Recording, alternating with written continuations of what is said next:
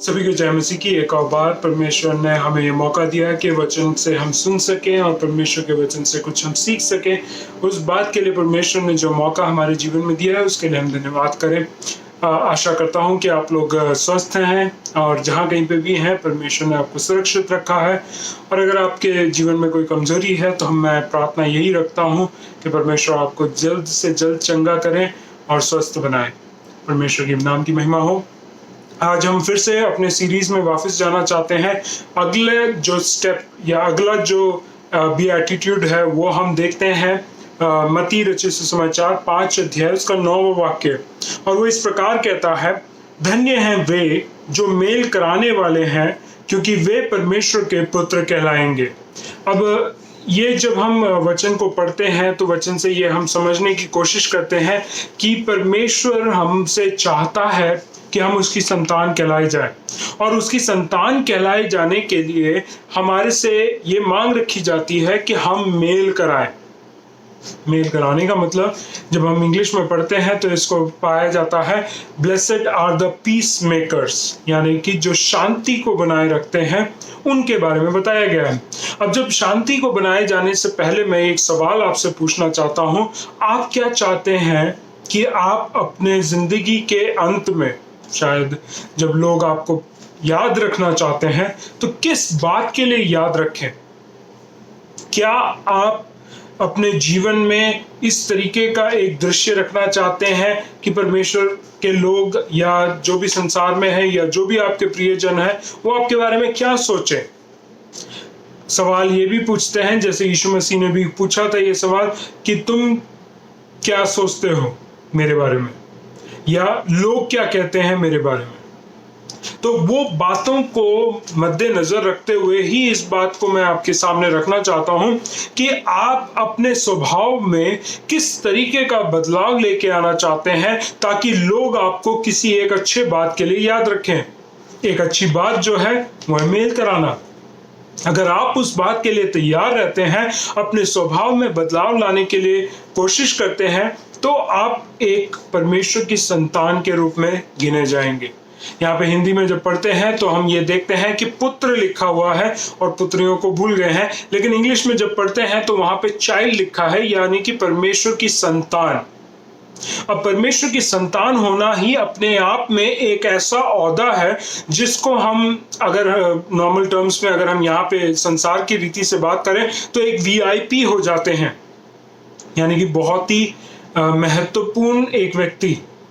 उस ओहदे तक पहुंचने के लिए परमेश्वर हमसे ये मांग रखता है कि हम जो है अपने जीवन में मेल कराने के लिए बढ़ चढ़कर कार्य करें एक दूसरे के जीवन में। अब आप पूछेंगे कि हम कैसे कार्य कर सकते हैं इस लॉकडाउन के बीच में, या हम जब अपने कार्यस्थल में हैं या हम अपने कलीसियाओं में हैं तो हम कैसे इस बात को पूरा कर सकते हैं। तो मैं ये कहना चाहता हूँ, ये समझाना चाहता हूँ कि आप जहां कहीं पे भी हैं वहां पे आपको अपने मौकों को देखना है। कैसे? जैसे कई बार हम देखते हैं कि दोस्तों के बीच में या भाइयों के बीच में या फिर बहनों के बीच में या परिवारजनों के बीच में हम कई बार देखते हैं कि दीवार बनी हुई होती है, और कई बार वो दीवार कई सालों से बनी होती है, इसलिए वो बहुत ज्यादा मोटी हो गई है या बहुत ज्यादा ऊंची हो चुकी है, जिसके वजह से एक दोस्त दूसरे दोस्त से, या एक भाई दूसरे भाई से, या एक बहन दूसरे बहन से, या एक रिश्तेदार दूसरे रिश्तेदार से, परिवार में आपस में ही बातचीत ठीक तरीके से नहीं होती है। तो उस समय में परमेश्वर हमसे ये मांग रख रहा है कि हम उस जगह पे बीच में घुसने का मतलब ये नहीं है कि बिल्कुल एकदम से भी टूट पड़ जाओ, वैसा नहीं, लेकिन वो चाहता है कि हम धीरे से एक जने के पास जाएं, दूसरे जने के अच्छाइयों को बताएं।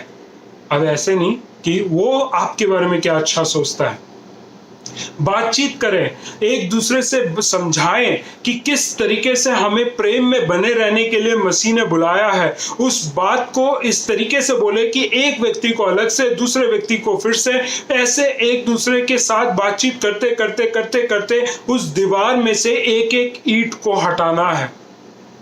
कई बार हमें वो मेहनत करने में बहुत समय लग सकता है। उस मेहनत में, उसी दीवार को हटाने में कई बार हमारे ऊपर भी वो ईंट गिर सकती है, हमें भी चोट लग सकती है, और कई बार वो पोजीशन में ना आने के वजह से हम इन बातों से अलग रहते हैं। वो दोनों लड़ रहे हैं, वो दोनों आपस में परेशानी में हैं, वो दोनों एक दूसरे से बातचीत नहीं कर रहे हैं, इसलिए क्या करना है, हम भी बात नहीं करेंगे, उस बात पे छोड़ देते हैं, उनको उनके हाल पे छोड़ देते हैं। उनको सही करना होगा तो वो कर देंगे, उनको अगर सही होना होगा तो वो हो जाएंगे, हमें कुछ करने की जरूरत नहीं है। नहीं, परमेश्वर ये नहीं सिखा रहा, यीशु मसीह ये नहीं सिखा रहा है। जब वो लोग उनके पीछे चल के इतने पहाड़ के ऊपर चढ़कर बैठे हैं और उनको जब वो सिखा रहा है, तो वो ये कहना चाहता है कि तुम्हारे स्वभाव में एक परिवर्तन आना चाहिए। अगर दो जने अगर आपस में सही नहीं बन रही है, किसी बात के वजह से, किसी परेशानी की वजह से एक दूसरे से बातचीत नहीं कर रहे हैं, तो आपको चाहिए कि आप उस दीवार को तोड़कर उन दोनों के बीच में मिलन कराने का। मुश्किल काम, लेकिन जरूरी काम, क्योंकि हम कई बार ये सोचते हैं कि उनको उनके हाल पे छोड़ दें, परमेश्वर कार्य करेगा। परमेश्वर ने कार्य करने के लिए ही आप लोगों को पहले से ही नियुक्त करके रखा है कि आप शांति को बनाए रखें, आप उन दोनों के बीच में शांति को लेके आए, आप उन दोनों के बीच में मेल कराएं। धन्य है वे जो मेल कराते हैं, धन्य है वे जो मेल कराने वाले हैं। कहने का मतलब इतना ही है कि परमेश्वर आपसे चाहता है कि आप मेल कराएं, आप उन दीवारों को तोड़ने के लिए अपनी मेहनत लगाएं, आप उन लोगों के बीच में जो भी गलतफहमी है या जो भी बुरा हुआ है, उन बातों को हटाकर एक दूसरे को जोड़ने की सेवा में लग जाएं। दूसरी बात, कई बार हम ये दीवार के बारे में ही लेते हैं, कई बार पुल का काम भी करना होता है। पुल, ब्रिज, कई बार दो लोग आपस में एक दूसरे से जानते नहीं, उन दोनों को कनेक्ट करने का भी काम मेल में आता है। मेल कराने में ये सेवकाई भी है कि कई बार एक व्यक्ति दूसरे छोर में है, दूसरा व्यक्ति दूसरे छोर में है, उन दोनों को आपस में कनेक्ट करना भी एक मेल का कार्य है। मेल कराने वाला जो व्यक्ति है वो उसमें बहुत इंटरेस्ट रखता है। वो केवल ये नहीं है कि ठीक है, अच्छा वो व्यक्ति बहुत ज्यादा टैलेंटेड है, इसको मैं अपने कलीसिया में सीमित रखूंगा और इसको कहीं और नहीं जाने दूंगा, ऐसे नहीं। परमेश्वर ने इस तरीके से सिखाया है कि हम अपने टैलेंटों को परमेश्वर की महिमा के लिए कहीं पर भी इस्तेमाल कर सकते हैं। और इस वजह से जो मेल कराने वाला होगा वो हमेशा ये उम्मीद करेगा या हमेशा ये प्रयत्न करेगा कि वो जिस व्यक्ति के पास कुछ है, जिसके पास कुछ नहीं है, उन दोनों को साथ में मिला दे। कई बार कलीसिया में ऐसे बहुत सारे प्रॉब्लम्स होती हैं जिसमें कई बार कुछ लोग फाइनेंशियली सही नहीं होते हैं, फाइनेंशियली या आर्थिक रीति से उनके पास सब कुछ नहीं होता है, और कुछ लोग कलीसिया में ही बहुत ही आर्थिक रीति से आशीषित होते हैं। अब जब पासबान को या किसी भी सेवक को या किसी अगुवे को या कोई भी जो व्यक्ति है, भाई बहन है, उनको पता चलता है कि ये भाई को परेशानी है, ये भाई बहन को परेशानी है, आर्थिक रीति से उनके पास कुछ भी नहीं है, तो इन भाई से मिला दो, इन भाई से बातचीत करा दो। और उन बात के बीच में पासबान का होना बहुत जरूरी है, मैं मना नहीं कर रहा हूं, लेकिन मेल कराने के लिए जब इनिशिएटिव आप लेते हैं, वो इनिशिएटिव लेना आपका कार्य है, यानी कि वो पहल जो करना है वो आपका कार्य है। आप पहल करेंगे, आपके साथ आप अपने पासबान को लेंगे, आपके साथ अपने अगुओं को लेंगे, और फिर उस कार्य में आप कार्यरत होंगे तो परमेश्वर की आशीष आपके जीवन में आएगी। कई बार हमें परमेश्वर से पूछते हैं कि मुझे क्यों नहीं धनी बनाया है, उस व्यक्ति को धनी बनाया है। परमेश्वर नहीं चाहता है कि सब लोग धनी हो जाएं, परमेश्वर नहीं चाहता है कि सब लोग बुद्धिमान हो जाएं, परमेश्वर नहीं चाहता है कि सब लोग शक्तिमान हो जाएं। किसी को शक्ति दिया है, किसी को बुद्धि दिया है, किसी को पैसा दिया है, किसी को प्रसिद्धि दे रखी है, किसी को सामर्थ दिया है, किसी को कोई औहदा दे रखा है, इसलिए कि हम एक दूसरे के साथ जुड़े रहें और एक दूसरे की परेशानी जब भी किसी बात के ऊपर आती है, जिस व्यक्ति के पास ज्यादा है वो जिसके पास नहीं है उसकी सहायता कर सके। और ऐसी एक एकता में आने के लिए ही कलीसिया का स्थापना परमेश्वर ने किया है। इसलिए परमेश्वर ने एक ही प्रभु रखा है, इसलिए परमेश्वर ने एक ही आत्मा रखा है, इसलिए परमेश्वर ने एक ही दर्शन के साथ एक कलीसिया को बनाया है, एक ही दिशा देते हुए, एक ही इच्छा देते हुए, एक ही सेवकाई, एक ही परमेश्वर की आराधना करने के लिए बुलाया है। जब मैं कलीसिया का दर्शन के बारे में कहता हूं तो एक कलीसिया को एक दर्शन दे रखा होगा, दूसरी कलीसिया को दूसरा दर्शन दे रखा होगा, किसी को चिल्ड्रंस मिनिस्ट्री का दर्शन दे रखा होगा, किसी को बड़े लोगों का मिनिस्ट्री का दर्शन दिया होगा, किसी को लेडीज का दिया होगा, किसी को म्यूजिक का दे रखा होगा, किसी को प्रीचिंग का दे रखा होगा, किसी को टीचिंग का दे रखा होगा। तो हर एक कलीसिया को भी सेम नहीं बनाया परमेश्वर ने। इसलिए जिस कलीसिया में भी आप हैं, उस कलीसिया के साथ, उस पासबान के साथ, उस कलीसिया के दर्शन के साथ अपने जीवन को जोड़कर रखें। अगर कोई उस दर्शन से दूर हो रहा है, आपको उसको वापस उस दर्शन में जोड़ के रखना है। ऐसा ब्रिज बनने के लिए, ब्रिज की सेवकाई या पुल बनाने का सेवकाई परमेश्वर आपके हाथ में सौंप रहा है। तीसरी बात जो है, कई बार हमारे जीवन में, मैं ये बात को बहुत बार दोहरा चुका हूं और कई बार मैं इस परेशानी से भी होकर गुजरा हूं कि ये बहुत मुश्किल है मेरे लिए भी, कि कई बार जो लोग हमारे विरोध में कोई कार्य करते हैं उनको क्षमा करना है। आप कहेंगे ये कैसे हो सकता है, मेल कराना में क्षमा कैसे हो सकता है? वो व्यक्ति अगर क्षमा मांगेगी भी नहीं और उस व्यक्ति ने जो गलत किया है, उसने जो क्षमा नहीं मांगा है, मैं कैसे क्षमा दे दूं? यीशु मसीह ही हमारा उदाहरण है। वो क्रूस पे मरा हुआ था, लटका हुआ था, सॉरी मरा नहीं था, लटका हुआ था। और उस क्रूस की मृत्यु को जब उसके करीब आने वाला था, उसको पता था कि मृत्यु होगी, लेकिन उस समय में भी लोगों ने उससे क्षमा नहीं मांगी। लेकिन उसने पिता से बोला, पिता इन्हें क्षमा कर, क्योंकि ये नहीं जानते ये क्या कर रहे हैं। परमेश्वर उन लोगों के बीच में, यीशु मसीह जो है, पिता परमेश्वर और लोगों के बीच में मेल कराने का कार्य कर रहे हैं। हम कितना करने की कोशिश करते हैं? हमारे विरोध में कोई कार्य करें तो हम उसके विरोध कार्य करने के लिए तैयार रहते हैं, हम क्षमा नहीं कर सकते हैं। अगर कोई क्षमा के लिए तैयार भी हो जाता है तो वो ये कहता है कि उसने गलती करी है, वो आके मेरे से बात करे तो मैं क्षमा कर दूंगा। एक स्टेटमेंट मैंने पढ़ा था कहीं से, वो स्टेटमेंट आपके बीच में रख रहा हूं, और वो स्टेटमेंट इस तरीके से था, अगर आप किसी के प्रति कोई गुस्सा रखते हैं तो आप ऐसा कार्य कर रहे हैं कि आप अपने दिमाग में उस व्यक्ति को बिना किराए के रहने की अनुमति दे रहे हैं। हम ऐसे परेशानियों को, ऐसे टेंशनों को, ऐसे चिंताओं को हम भर कर रखते हैं, जिसके वजह से हमारी जीवन में आत्मिक उन्नति नहीं हो पाती है। हम परमेश्वर के साथ कनेक्ट नहीं हो पाते, हम परमेश्वर के साथ बातचीत नहीं कर पाते, परमेश्वर की इच्छा को हम पूरा नहीं कर पाते, क्योंकि ये सारी बातें हमारे को दबा के रखती हैं।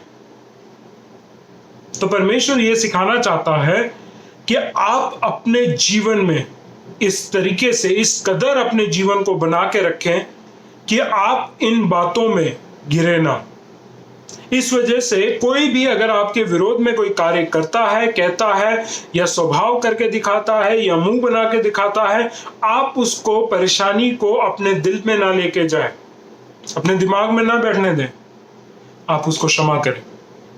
उसने नहीं मांगा होगा क्षमा, उसको तो कई बार पता भी नहीं होगा कि उसने बुरा कर दिया है, लेकिन फिर भी आप उसको क्षमा करें। परमेश्वर से आपने यही बातों को सीखा है और यही बातों के अनुसार अपने जीवन को आप चलाते रहे, क्योंकि क्षमा करने से आप अपने जीवन में एक आजादी को लेके आते हैं, और वो आजादी जो है आपको परमेश्वर के साथ बढ़ने में आपको सहायता करेगी। इसलिए जब मैं ये 3 पॉइंट मैं बता चुका हूं, पहले दीवार को तोड़ना है, फिर पुल को बनाना है, तीसरा है क्षमा करना है।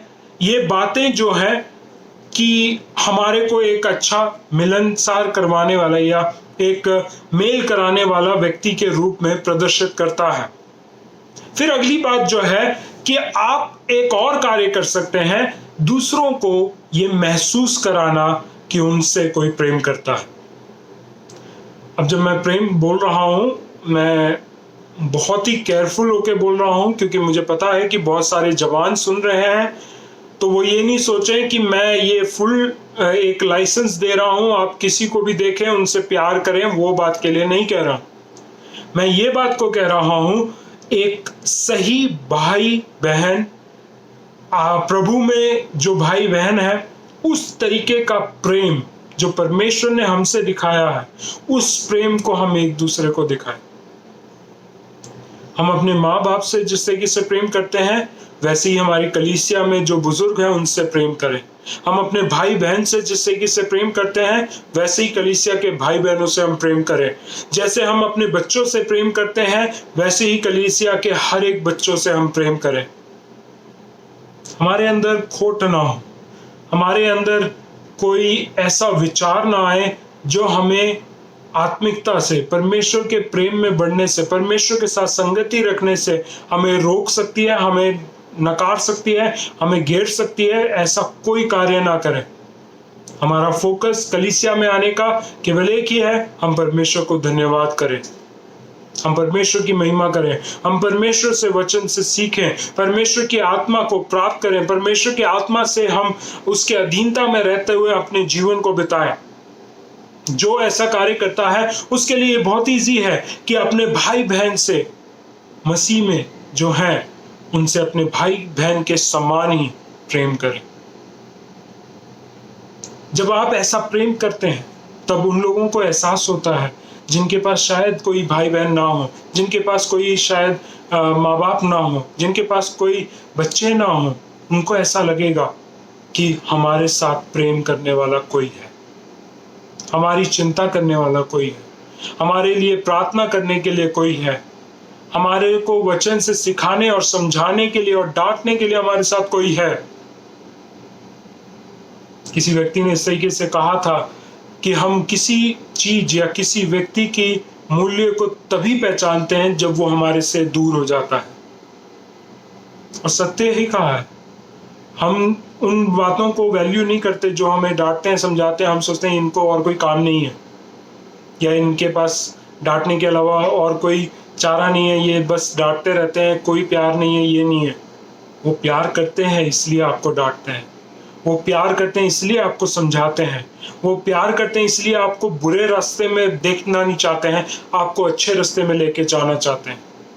इसलिए मैं ये कहना चाहता हूं कि परमेश्वर का वचन ये कह रहा है कि हम अगर मिलन कराने वाले हों या मेल कराने वाले हों या हम शांति बनाए रखने वाले हों, तो हम एक दूसरे से प्रेम रखना सीखें। फिर जब हम आगे देखते हैं कि हम जब ये कोशिश करते हैं कि हम शांति बनाए, हम चाहते हैं कि एक दो व्यक्ति के बीच में शांति बनाए, या हमारे और किसी के बीच में अगर कोई अनबन है उसमें हम शांति बनाए रखना चाहते हैं, तो हम कोशिश क्या करते हैं कि हम शांति करने के लिए सब कुछ प्रयत्न कर देंगे। लेकिन मैं एक बहुत ही महत्वपूर्ण या अनिवार्य कार्य को मैं आपके बीच में रखना चाहता हूं, इसके बिना आप शांति को कभी भी हासिल नहीं कर सकते। वो क्या है कि जब तक आपके खुद के मन में, आपके खुद के हृदय में, आपके खुद के दिमाग में लड़ाइयां चल रही हैं, आप अपने विचारों में ही खुद शांत नहीं है, अपने सोच विचारों को आप अपने काबू में नहीं रख पा रहे हैं, आप बुरी बातों को सोच रहे हैं, बुरा करने का सोच रहे हैं, क्षमा नहीं करते हैं, तो आप कभी भी दूसरे के साथ शांति को कायम नहीं रख सकते हैं। शांति को बनाए रखने के लिए सबसे पहले अपने अंदर शांति को लाना है। और वो शांति कैसे आएगी? वो शांति केवल एक ही बात से आ सकती है, जब आप अपने आप को परमेश्वर के सामने और परमेश्वर के साथ शांति के साथ एक मेल में आ जाए। क्योंकि यीशु मसीह का नाम अगर हम देखते हैं तो उन नामों में एक नाम ये भी है कि वह शांति का राजकुमार है। अगर हम यीशु मसीह के साथ एक अच्छे संगति में है, हम परमेश्वर के साथ शांति में है, परमेश्वर के साथ हमारी कोई लड़ाई नहीं है, परमेश्वर के साथ कोई अनबन नहीं है, कोई विरोध नहीं है, अगर हम परमेश्वर के साथ, अगर हम सही रीति से मेल कराए हुए रीति से अपने जीवन को चला रहे हैं, तो परमेश्वर के साथ जब हम शांति को कायम कर लेते हैं, वो शांति फिर हम लोगों के बीच में भी देख सकते हैं। इसलिए किसी के भी साथ अगर आपको शांति में आना है या किसी दो व्यक्ति के बीच में शांति को लाना है, उन कार्यों को करने से पहले अपने जीवन में शांति को लेके आए। आप परमेश्वर के साथ शांति को लेके आए, जो आपको सही में सहायता करेगा दूसरे लोगों के साथ भी शांति को लेके आने के लिए। फिर जब मैं आगे देखता हूं कि परमेश्वर के साथ हम जब शांति को लेके आते हैं और दूसरों के साथ शांति को लेके आते हैं, तो हम देखते हैं कि एक शांति का वातावरण आपके चारों तरफ बन जाता है। ना केवल आत्मिक रीति से परमेश्वर के साथ, व्यक्तिगत रीति से या शारीरिक रीति से भी देखा जाए तो हम कलीसिया के साथ भी एक अच्छे शांति के माहौल में आ जाते हैं, और वो शांति का माहौल हमारे परिवार में भी बन जाता है। ये शांति के वजह से हम एक और पड़ाव देख सकते हैं या एक और चीज को हमारे बीच में देख सकते हैं कि हर जगह फिर प्रेम आ जाता है। परमेश्वर ने हमसे प्रेम किया, इसलिए उन्होंने हमारे साथ शांति को बनाने के लिए अपने पुत्र को भेजा, ताकि जो कोई विश्वास करे उसके साथ जुड़ जाए। और वही बात को मैं कह रहा हूं कि अगर आप शांति को बनाने के लिए परमेश्वर के साथ शांति बना लेते हैं, परमेश्वर के साथ प्रेम में बढ़ जाते हैं, तो आप देखेंगे कि आपकी सारे लोगों के साथ भी एक अच्छी शांति बन जाती है। सारे लोगों के साथ भी आपका एक प्रेम जैसा स्वभाव बन जाता है। और उस वजह से हम देख सकते हैं कि हर एक व्यक्ति हमारे जीवन में, हम ये देखते हैं या हम ये उम्मीद करते हैं कि हम शांति या आनंद को पाएं। और वो आनंद तभी आता है जब हम ये देखते हैं कि हमारा परमेश्वर के साथ शांति बन चुका है, और तब हम आनंदित होते हैं।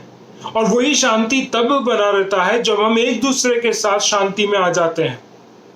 ये आनंद बहुत ही बड़ा है जब हमें ये महसूस होता है, मैं परमेश्वर के साथ शांत हूं, मुझे किसी और व्यक्ति के साथ भी कोई समस्या नहीं है या परेशानी नहीं है, मैं सबके साथ शांति में अपने जीवन को बिता रहा हूं। ऐसा एक व्यक्ति के बारे में परमेश्वर कह रहा है मत्ती रचित समाचार 5:9 में कि वे परमेश्वर के पुत्र या संतान कहलाए जाएंगे। परमेश्वर का पुत्र होना यीशु मसीह के बराबरी में आने के तुल्य है। कहने का मतलब वो पहलौठा है, लेकिन हम भी उसके भाई कहलाए जाएंगे।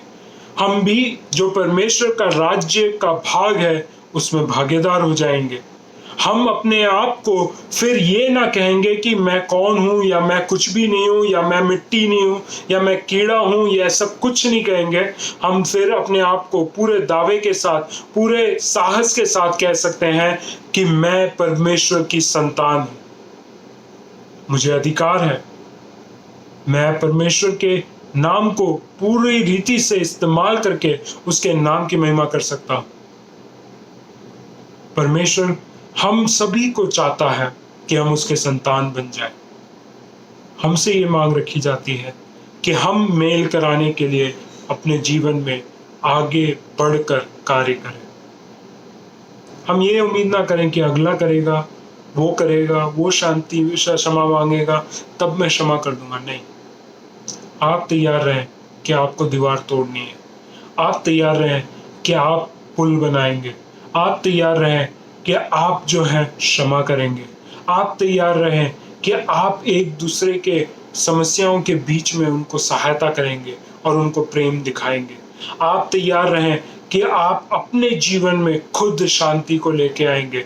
वो शांति केवल परमेश्वर के द्वारा ही हो सकता है। इसलिए अपने जीवन को तैयारी के साथ परमेश्वर के सामने लेके आए और कहें, परमेश्वर मुझे आपके साथ शांति में बने रहना है, मुझे आपके साथ मेल खाना है और मिलन के साथ रहना है। जब हम ऐसे स्वभाव में आ जाएंगे तो हमारे आसपास का वातावरण जो अशांत हो सकता है, प्रेम रहित हो सकता है, वो बदलते हुए हम देखेंगे। शांति से वो भर जाएगा, प्रेम से वो भर जाएगा। और जब ये दोनों आ जाएंगे, आनंद अपने आप ही आपके जीवन में विराजमान हो जाएगा।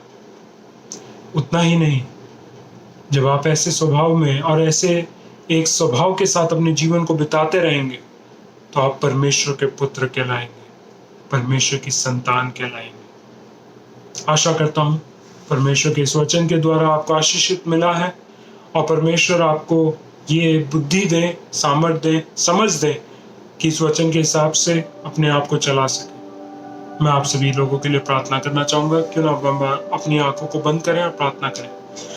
स्वर्गीय पिता परमेश्वर, धन्यवाद के साथ एक और बार आपके चरणों में आते हैं। धन्यवाद करते हैं कि परमेश्वर आपने अपने वचन के द्वारा फिर से हमसे बातचीत किया, अपने वचन के द्वारा सिखाया है कि परमेश्वर अगर हम मेल कराने वाले या शांति बनाए रखने वाले हों तो परमेश्वर आपके पुत्र कहलाएंगे। परमेश्वर एक और बार जितने लोगों ने इस संदेश को सुना है उनको दीवार तोड़ने के लिए, पुल बनाने के लिए, क्षमा करने के लिए, अपने जीवन में शांति बनाए रखने के लिए, एक दूसरे को प्रेम दिखाने के लिए परमेश्वर तैयार कर दीजिए। प्रार्थना करते हैं जैसा लोग इस वचन को सुनकर अपने जीवन में बदलाव लाते हैं, आप उन्हें अपना पुत्र या अपने संतान कहलाएंगे। धन्यवाद के साथ एक और बार सभी जनों को आपके हाथ में देते हैं। मांगते हैं प्रार्थना विनती प्रभु यीशु मसीह के नाम से, आमीन। एक और बार मैं धन्यवाद करना चाहता हूं परमेश्वर का कि आपने इस सीरीज के अगले चरण में भी आ गए हैं। अब अगले हफ्ते जो है आप उम्मीद करके बैठ सकते हैं कि मैं मत्ती रचित सुसमाचार 5 अध्याय उसके 10 वाक्य से आपके बीच में संदेश लाऊंगा। इस सीरीज को जरूर फॉलो करें। अगर आपको लगता है कि आप आशीषित हुए हैं तो इस आशीष को अपने तक सीमित ना रखें, दूसरों को भी बांटें और उनके जीवन में भी आशीष का कारण आप खुद बने। ये वचन को मैं पढ़ के समाप्त करना चाहूंगा। मत्ती रचित सुसमाचार उसका 5 अध्याय उसका 10 वाक्य। धन्य है वे जो धर्म के कारण सताए जाते हैं, क्योंकि स्वर्ग का राज्य उन्हीं का है। परमेश्वर आप सभी को आशीषित रखें, स्वस्थ रखें, जहां कहीं पे भी आप हैं सुरक्षित रहें। परमेश्वर आप सभी के साथ रहें। सभी को जय मसीह। आमीन।